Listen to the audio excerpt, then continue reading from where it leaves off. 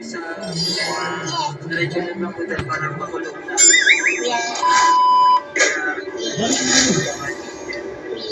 So mga ilang araw lang naman kami mga kapuso na makukulong.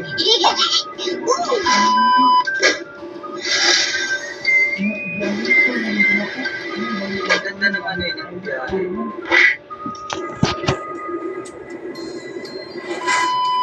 Maganda yung biyahe ngayon kasi wala masyadong traffic.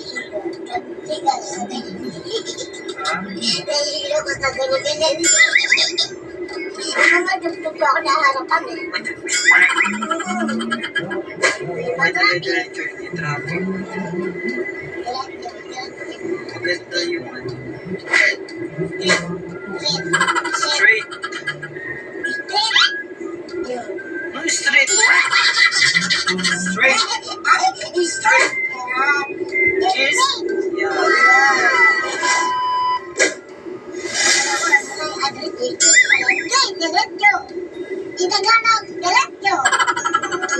Pag English, Sige. Sabi mo eh.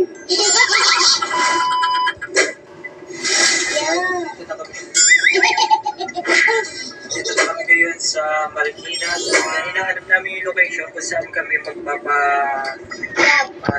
Papatyon doon.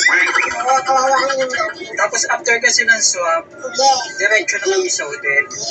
Pagdating sa hotel, magpapahinga kami. Tapos kinabukasan mag-start na ng dating.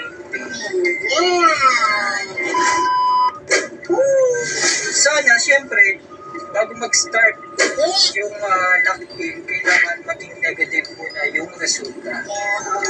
Hintayin natin yun. Hintayin mo. Kasi ako uuwi na ako.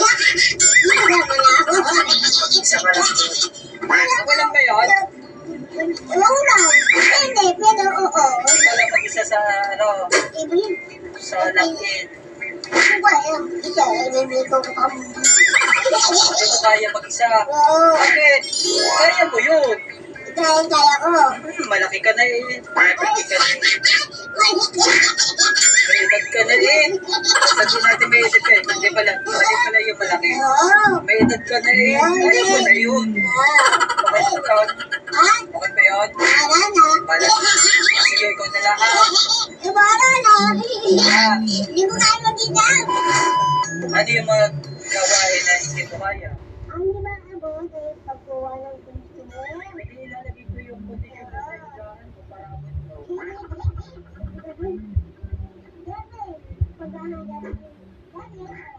Ilalagay ko rin yung damit.